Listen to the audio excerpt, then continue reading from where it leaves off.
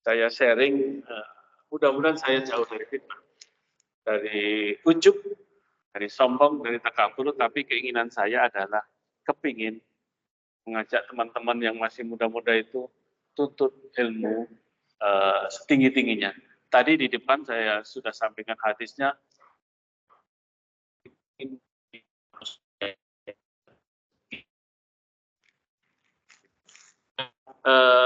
kawan-kawan, hasil dari apa yang sudah saya lakukan dulu waktu kecil dan cita-cita, kalau bisa keliling dunia, keliling Indonesia.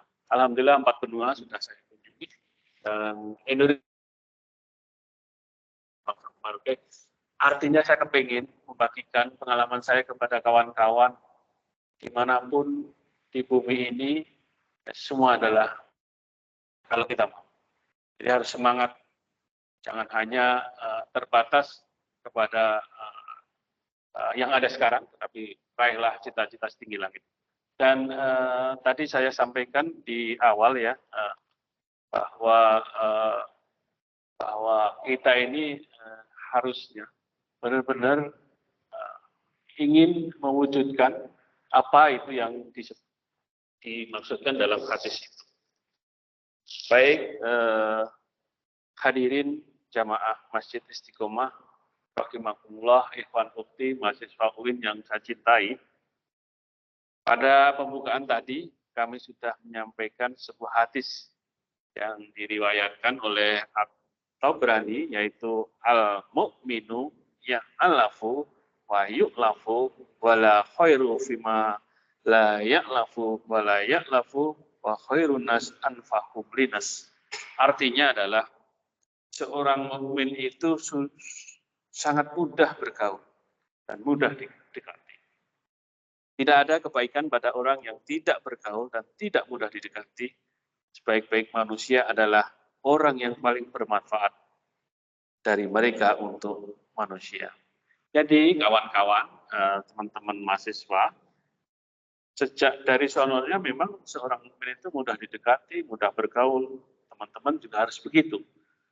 Karena pada dasarnya, kalau kita mudah bergaul, kalau kita pintar bersosialisasi, lebur dengan masyarakat, dan memang terbukti nanti dalam pergaulan bisnis, tadi ada yang dari KIS ya, pergaulan bisnis, pergaulan politik, siapa tahu ada yang tertarik politik, kemudian dalam pergaulan dunia kerja, orang yang sukses biasanya adalah orang yang supel dalam bergaul.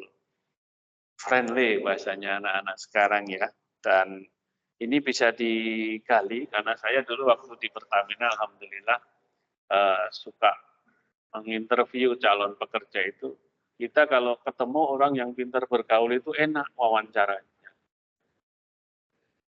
Kan kali yang ngomong susah, itu langsung karena apa? Yang paling penting adalah komunikasi. Kan komunikasinya bagus, ya ketika nanti sudah menjadi kerja, koordinasinya menjadi bagus. Itu yang paling penting dipahami. Kemudian pada saat kalau kita wawancara dan memang yang diwawancara itu senang, kita juga senang. Ya pasti ada tanda khusus ini bagus. Nah, yang paling pinter tadi yang ada 4 orang itu ya, yang Soleh, Iba, Udin, Tarmizi, ini saya paling terkesan di Thailand. Mungkin Ustadz Roykan juga terkesan di Thailand. Ya. Thailand itu sangat kreatif orang-orang. Baik dari manapun, dari tanamannya semuanya kalau sudah dari Thailand, mantap lah ya. Jambu, bangkok, iya kan? Semuanya bangkok sampai ayam bangkok. Nah kalau saya terkesannya adalah ekonomi kreatifnya. Teman-teman Thailand, ketika kita datang ke suatu bangunan, itu sebenarnya bangunannya sudah nggak ada. Tinggal batu-batu, kemudian berserakan. Tidak menarik lah, kalah jauh dengan Borobudur. Tapi coba lihat orang kawan-kawan kita, saudara-saudara di Thailand. Ceritanya pinter. Ini zaman Rama kelima. Merupakan istana yang megah. Yang dilihatin cuma batu berserakan. Artinya dia bisa menjual hal yang sederhana menjadi menarik untuk wisatawan. Dan kalau kita ke Thailand itu turun dari pesawat sudah dipotret-potret kan? Kita potret. Kita nggak sadar kalau itu jebakan ya. Begitu kita pulang ke Indonesia, di bandara sudah datang, Pak ini nggak diambil foto yang sebagus ini. Benar nggak? Artinya memang kepintaran bergaul, kepintaran berkomunikasi itu sangat penting dan meningkatkan harga kita masing-masing. Mari kita lanjutkan, tadi itu intermezzo ya. Intermezzo bagaimana tadi di hadis disebutkan bahwa seorang mukmin itu mudah bergaul dan mudah didekati. Tidak ada kebaikan pada orang yang tidak bergaul dan tidak mudah didekati. Baik-baik manusia adalah orang yang paling bermanfaat bagi mereka untuk manusia. Kita lanjutkan, kita juga paham bahwa kawan-kawan sekarang pada tahapan sedang mencari jati diri.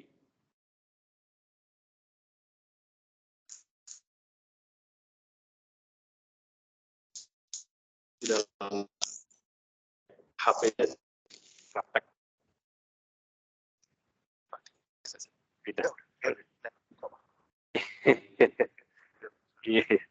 Baik, the best of people are those who are most beneficial. Itu inti dari hadis tadi.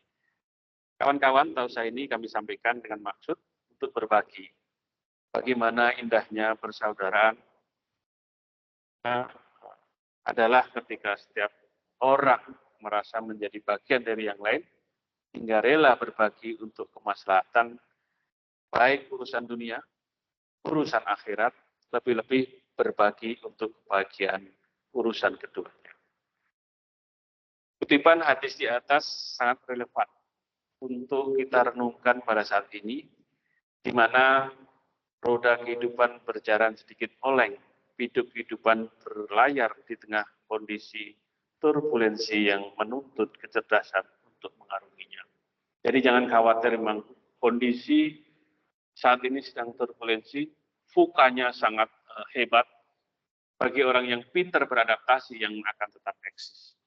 Kondisi dan situasi yang demikian menciptakan manusia-manusia yang egois, merasa benar sendiri, merasa paling pintar, merasa paling hebat, sehingga larut dalam terminologi homo homini lupus, manusia adalah serigala bagi manusia yang baik.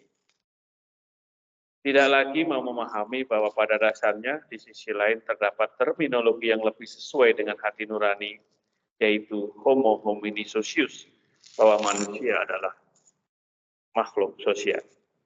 Al-mu'minu ya'lafu wa yu'lafu. Itu artinya ada seorang mukmin itu mudah bergaul dan mudah didekati. Ini selalu saya ulang-ulang karena ini adalah kunci bagaimana kita akan menjadi sukses mulia dalam kehidupan ini.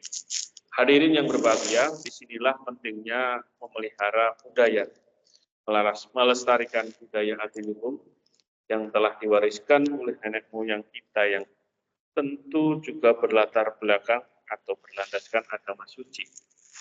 Bukankah para pendahulu kita adalah kaum intelektual, kaum kerabat yang religius, tentu dengan hal ihwal perjalanan agamisnya sesuai lingkungan dan kerumitan suasana batin pada masa itu. Disinilah pentingnya kita untuk tidak mudah menghakimi satu sama lain, tidak mudah menghakimi